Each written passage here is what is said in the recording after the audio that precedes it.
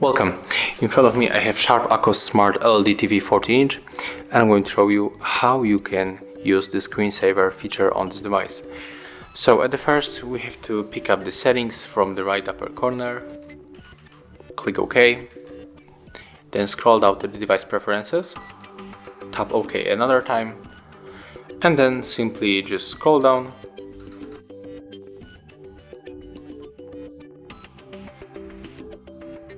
and then go for the screensaver. And for example, we can set the first screensaver, so click OK, and we can just change it for the backdrop to colors, and then we have to select when we want to start this screensaver, so let's click OK.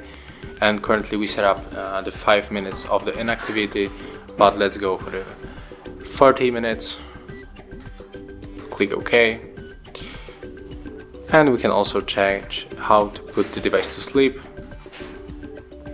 so click OK, and this one we can set for never, click OK to confirm, and then just simply go back. Thank you guys for watching, leave thumbs ups, comments and subscribe to our channel.